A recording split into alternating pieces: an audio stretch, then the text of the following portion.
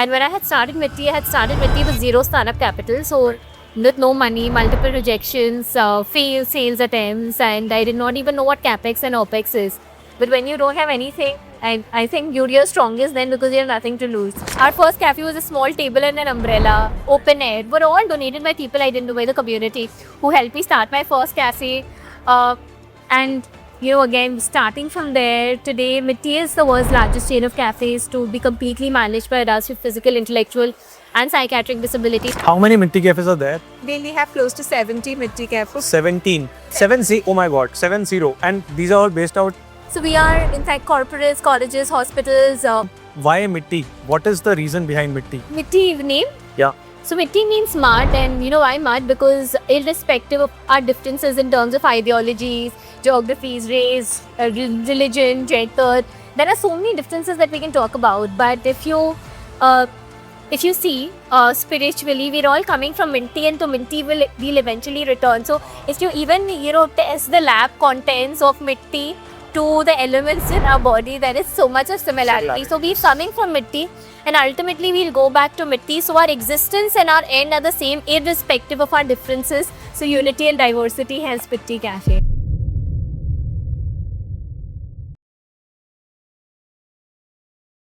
Welcome to Spectrum Ride, Alina. Thank you, Solomon, for having me here. And honestly, a delight to listen to all the amazing things that you all are doing. I think awareness is the key, and that's something that you're putting so much of your efforts into. So congratulations for that. As per your questions, I was just 22-year-old in college waiting for college placements. Then when finally get onto a job, will earn some good money and send some money back home. And with the rest party, I had a very simple aim in life. Ki life has to be nice and fun. But God had other plans and He squashed my aims. And I watched this one documentary that everyone should watch. It is on the Vidarbha farmer suicides by P. Sainath. It's called Nero's Guests. It's one documentary that helped me understand myself better. Where if you're aware, Nero was an emperor in the ancient Roman Empire, mighty rich. He would win multiple wars, and one day he wins the biggest battle of his life. So he decided to throw a party, and he invited the who's who of Tinseltown. He invited kings and queens, princes and princesses from across 7 kingdoms. And as evening befell, Nero said that we need lights to make the party happening and rocking. So he decided to burn waste, kachra, to generate light. He decided to burn the prisoners of war and the poor people who were captured, who he considered not more than waste. So I was at 22-year-old in the classroom, and what I realized was that the problem was not Nero.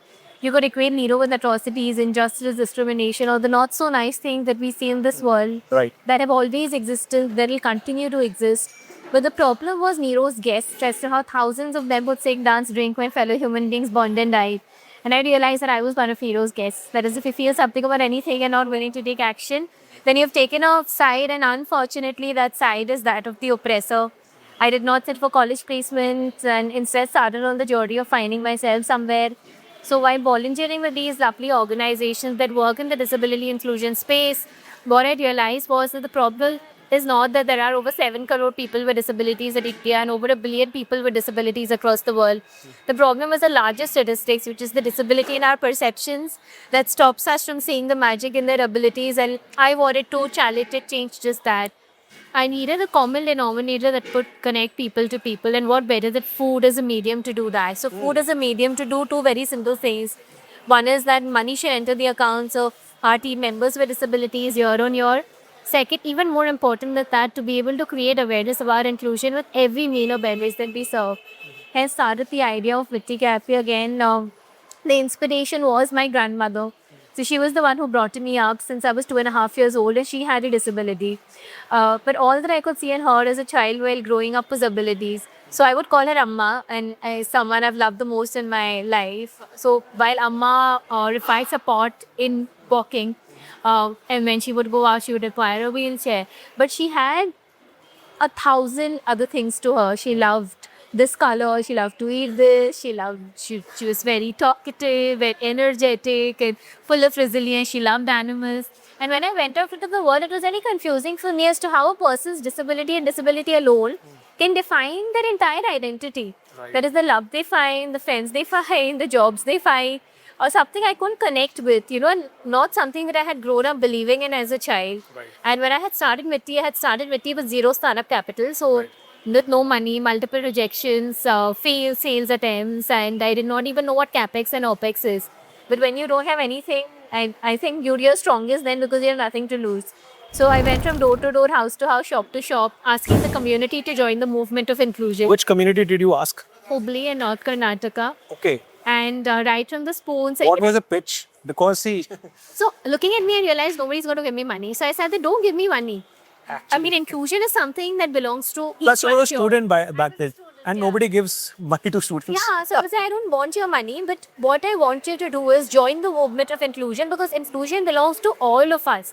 So right from the spoon, second-hand oven, second-hand fish tissue papers, our first cafe was a small table and an umbrella, open air, were all donated by people I didn't know, by the community who helped me start my first cafe. And again, starting from there, today, Mitti is the world's largest chain of cafes to be completely managed by adults with physical, intellectual, and psychiatric disabilities. And today, while we have incredible donor organizations supporting us as part of their CSR, but the crux and the fundamental of Mitti is the community, who helped us start our first cafe, who were real examples of how compassion and courage can be two weapons that can eradicate any problems that our world faces today. It was the local printer who helped me print these BKC pamphlets in Kannada, Shrikant uncle, and he refused to charge me. The local vegetable vendors came to know some strange cafe of this sort is coming up, and when they came and they found out what we were doing, they got us these vegetable baskets that turned into our lampshades. The local electrician refused to charge me that 300 rupees after bargaining on the phone for a long time between, he asked for 500, I said 300. After coming and fixing my fridge, the second-hand fridge, he just walked out saying, this is my contribution to the society. So, I mean, starting a Mitti cafe that is to be run by us, physical, intellectual, and psychiatric disabilities, that's the easier part. But you see the real, you give me the space and, in 80 hours, I can cut the ribbon and start a Mitti cafe. But the real game begins when we hand over this model to the community, every day how the community interacts with this model, how this model is able to change the disability in their perception. So somebody who comes into a Mitti cafe, walks in, changes the disability in their perceptions, makes a friend with a disability, refers just that one person with a disability into their workspace for their marriage, and then the world will change for what it should be. How many Mitti cafes are there? Daily have close to 70 Mitti cafes. 17. 70. Oh my God, 70. And these are all based out So we are inside corporates, colleges, hospitals, Mitti cafes inside the Supreme north, Court of east, India. southwest. Where exactly? So across, so we're in 11 cities in the country. Our cafe is a Supreme Court. Is it in Delhi? Yeah, so Yakar hai. So the cafe, as I was mentioning, the cafe at the Supreme Court was inaugurated by the Chief Justice of There India. is a Mitti cafe in Delhi. Yeah, we have multiple. So at the Supreme Court, which was inaugurated by Justice Chandrachud. Recently, our cafe opened at the Calcutta High Court, which was inaugurated, which just got inaugurated by Justice Surya Kant, the current Chief Justice of India. We are the President of India inaugurating our cafe at the Rashtrapati Bhavan. Wow. What was interesting is our team members with intellectual disabilities, they had built this 2-decker cake along with their mothers, and the President of India, not only did she cut the cake, but she asked the sports to feed each one of the 40 members who were standing there, thereby showing the world, if a leader of her stature, is so selflessly, so effortlessly indulging in something, an act of compassion, an act of kindness, an act of making people, feel seen. I think the world can absolutely follow. That's what we, are emulated through our cafes, that everyone who walks into a cafe is a president or the Prime Minister for us, and has the power to bring about a change with just a little bit of effort that they put in, interacting with our team members. Wow. So, Mitti Cafe has been a for-profit model today? It's a not-for-profit. It's a not-for-profit model, but it has already break even, right? Yeah, so our model is, so while we're a not-for-profit organization, a Section 8 company, which means that we directors like me would never be able to draw. Share the profit. You will be only take salaries. Yeah, so we are not, and we've consciously remained a not-for-profit model, despite a lot of advice from a lot of sectors saying that maybe it should be a hybrid, but legally we're a not-for-profit and we intend to remain one. However, this said, we strongly believe that sustainability is a way to scale our impact, which means each of our cafes after starting are self-sustainable. We don't need money to run the cafe for a lifetime. Wow. So, and typically, how many? Because see, there is a statistic typically which says that the unemployment rate of disability, or you can say people who are on the disability section, is approximately 85%.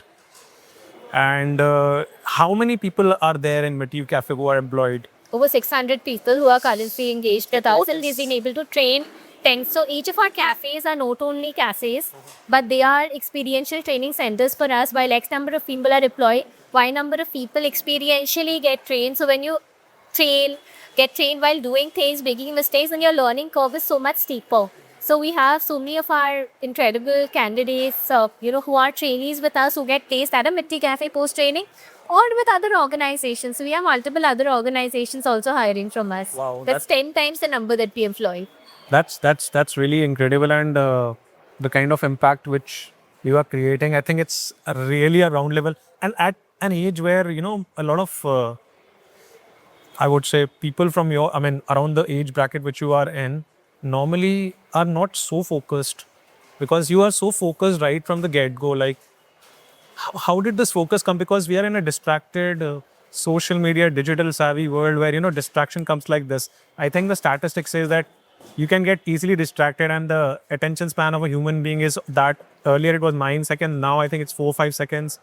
How did this laser sharp focus come into your life? And, what was, what went it one way? I think I'm talking while I'm asking you, because there's a lot of, I guess, parents are watching, but also the children of those parents might also see you as an inspiration, because you're doing something which is on the where you don't get any returns. And today the society is teaching, जिसके पास ज़्यादा पैसा है, उसी का ज़्यादा इज्जत है. But I think you're getting both. I think you're able to bridge both in a very nice manner. So the first decade of my life, as I mentioned, was I think was one of the best times of my life. Since I was 2.5 years old, it was my grandmother who brought me up. She was there with me till I was 10. And I think what she has taught me about resilience, about kindness, about hope is something that, has helped me carry forward this journey many years down the line. Post the one decade, I did go on to live with my parents, my biological parents. And again, lovely people. And while growing up, we didn't have like a lot of money in the family. But luckily we didn't, because we learned to appreciate the other more important things in life to be happy. So there were festivals like these when we didn't really have glittering attires, but as a family we were still happy, because we could, like, not just me but my other two siblings, and we observed our parents with the limited means that they have been doing things for others, and I don't think that's ever brushed off. So while I, my sister and I, the social sector, my brother is equally devoted towards, giving. And I think from a very young age, we've been taught that, taught the difference between social work and social duty. So, people glorify social wars, but just look at it. I mean, if you just replace that with social duty, you will think about the world and your own existence in a different way. I mean, imagine there are millions of young girl children out there who would never be able to go to school because of their gender. Millions out there who would never be able to see the daylight of the home because of their gender. Right. Millions who are left homeless by their children, hopeless children, taking care of them, all their lives. Millions out there, we've all gone through lockdowns, right? I mean, persons with disabilities kept in a lockdown for an entire lifetime. Or someone, who's an accident survivor kept in a lockdown for an entire lifetime because of the disability in our perception, inaccessible infrastructure, inaccessible attitudes, inaccessible perspectives. And here we are, like you and I, at a point of privilege. What do we have to accumulate? It is a debt which we have to pay back to the society. And I think life will go, and we may never be able to 100% repay that debt. that, for everything that God has done for us, the community has done for us, our family, parents have done for us. But life is that journey of being able to repay as much.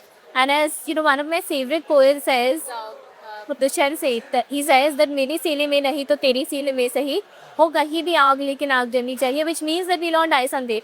But irrespective of whether you live or die, do that one will for that one person, inspire just that one more person to join you. And the world will change to what it should be. And when we say Mitti Cafe, you go across the Mitti Cafe, you'll always see a tagline mentioning magic of ability. That's not just the magic of abilities of our team members with disabilities, no. It is the magic of abilities that lies within every person who's walking in or walking by. And the magic in their abilities to bring about a difference, because everyone, we believe, is a change maker. Naturally. And it's just about believing in that, showing yourself that mirror and starting somewhere. Remember, compassion and courage, as I always mention, are two weapons that can eradicate any problem that our world faces today. Right. And God has given that to you in Fleti already. So use that. Brilliant, yeah. Acha, one last question. Why Mitti? What is the reason behind Mitti? Mitti name? Yeah.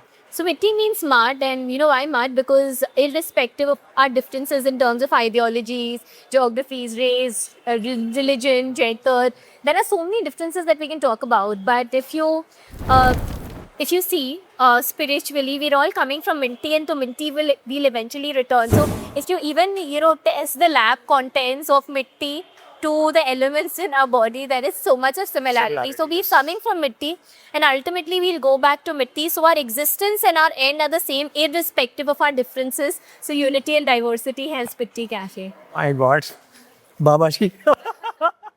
you And then you also needed like simple name that could resonate with everyone, that could have like nice songs. So you have so many lovely songs in Bollywood that you can really sing about Mitti. I have one personal question to ask. Do you have friends? I'm sure that do you have friends of your age? Are you your friends, or you have friends who are like who I have have got a lot? I have friends of all ages. I think that. But I'm sure that you connect with those people who are like kind of very spiritual and very, I would say that No. So I love interacting with all sorts of people. young people and people of all ages, actually, because I feel everyone, irrespective, even if you're a 5-year-old, what, even my child. So I have 2 children. I have a 2-year-old and I have like a 7-month-old. I think even they, like, today for Orhan, he's, 2. If he goes and, his interaction with anyone at Mitti Cafe is very important too. Right. Because that's the age from when you can absolutely build, inject inclusion and the importance of it in their lives. So catch them young, make them understand, just decode inclusion. Inclusion as a jargon versus inclusion in real life. Inclusion is a very simple thing. Today you're wearing spectacles, right? Because you need to wear spectacles, you're wearing spectacles. Is there something odd about it? Anyone, who is neurodivergent, they may require, specific support, for the environment to understand that. Is it too much to ask? No. If somebody has got hearing and speech impairment, they may require some additional support. You may require placards, you may require, just understanding basics of sign language, and the world can change, for what it really should be. And it is, it's just another form of, for example, like today in our country, we have so many languages, boss. Yeah. Like if I have been working I'm from Bengal, but I've been working in Karnataka, I've been working in, Tamil Nadu, I've been working in Andhra Pradesh. And there are languages that I don't understand. But does that mean that I can stop connecting with people? No. Just to Miru Bagonara or, Chana Gidia, I think these basic things, and sign language is also a form of language. Just the other day, I walk into a Mitti Cafe and I look at a customer. Shiv Leela is our candidate. She makes the most amazing charts, and she can't hear her speak. And there's this customer who walks in and, even effortlessly interacting with Shiv Leela. And because charts, you require a lot of customizations, right? And this customer is doing this and this. And, after that, I asked our cashier, Sadik, that, what just happened? What was this communication all about? And the customer also looked happy. He gave his chart. And, Sadik was, Acha, that. This means onion and it means less onion. So, you can, somebody without any experience of sign language, with just a little bit of effort and intent. So when so the Prime Minister of India had come into one of our cafes when the Navi Mumbai airport was getting inaugurated, and he interacted with Prachi. Prachi is our candidate in the spectrum and non-verbal. And it took her mother years to just make her say, "Aapka naam kya hai?" And she'll be like, "Prachi." And that too only in Hindi. So if you say, "What's your name?" also, it might, take her time, or she might not be able to say that her name is. And so the Prime Minister came and, and he asked her, "Aapka naam kya hai?" And it took her 30 seconds to respond, Prachi, and everybody waited. Later, Prachi's mother, she called me up and she said that in her, amongst her relatives and her neighbors, nobody would invite them, to their family gatherings or to the neighborhood gatherings, because they would feel embarrassed. They won't know how to, whether or not to even interact with Prachi. Nobody would take the effort कि वो तो बोल ही नहीं सकती. Why should we? And she said that आज मतलब प्रधानमंत्री interact की. आज प्रधानमंत्री मेरी बेटी से बात की. अभी बहुत कुछ बदलेगा. But like I said earlier, I would say it again. For our candidates at Mitti Cafe, everybody is a Pradhan Mantri who walks in. Every day is our Rashtrapati who walks in.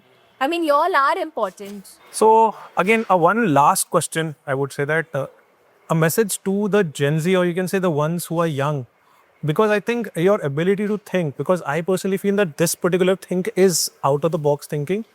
And because of that out of the box thinking, you are able to create a revolution. It's not a movement. I would say that it's a revolution. I think it really needs a lot of guts, courage, patience, resilience, and whatnot. And I think going out and directly, asking the biggies and the who's of who to inaugurate and open Mitti Cafe, this needs attitude. Where does it get it from? And I know that it's coming from, but again, a message to the youngsters who maybe are listening, or specifically those who are at the threshold of, let me grab a job, let me earn money. I would say that one value, or you can say one thing which you can tell them to, install it early in life so that it gives them a return in a compounding manner. So, Solomon, to answer your question, see, whenever I speak to youth, I think all the glory will eventually come. But always remember that, we started from a small table, umbrella. First day, nobody even came to our cafe. Like, we stood there for 10 hours, just hoping that people would come. Full day sale was 200, and there were 2 people and me. And I remember putting that 500 rupees note in that cash box that, some motivation will come. So from that small table and an umbrella, as I mentioned today, we're the world's largest chain of cafes. But what I would also want to say is that, what I have done or what we are doing is nothing that somebody else cannot do. It is nothing special. And the reason I say this is that there are only a few things that I think I have followed in my journey that have helped me. I hope that helps you too. And, quickly, maybe in the next few seconds, I'd want to give that out. One is that people glorify the idea. What are we doing? A cafe run by adults with disabilities, creating awareness, generating livelihoods. What is so great in it? But it is 99% implementation, 1% the idea for success. Second, gende ka chamda. Have a rhino skin in your journey. A lot of people will tell you what you're doing is not what you're supposed to do, or maybe it's not the right thing. But remember, often your heart is more intelligent than your head, and you will know when to listen to it. So listen to it then. That is one power that God has given you. Grab it when you need to. Third, a lot of people will say, don't be a despo in life. I would say, please be a despo in life. Desperation, leech-like attitude, shamelessness, all great assets for anyone to have. So when I didn't have startup capital, no money, empty pockets, failed sales attempts, multiple rejections, I went from door to door, house to house, shamelessly asking the community to join the movement of inclusion. Next, for those of y'all who have self-confidence, very good. But for those of y'all like me who do not naturally possess a lot of self-confidence, this is a tip for you. Even if you have negligible self-confidence, tie your camel, give in your 100%, be ziddi. Put in all the efforts that you could give in. And if you have 100% faith, you will still make it. So less confidence, full effort, full faith is the ratio that one must follow. Lastly, the the power of the community to grow exponentially. You have no idea. The community is even, when you look around the 10 people around you and the power they have to support you in your journey, give them the value proposition that you already have, tell them what is in it for them to join you.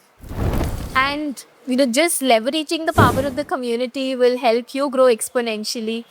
And as I mentioned in the beginning multiple times that God has given you what you already need. Replace social work with social duty. You will see the world differently.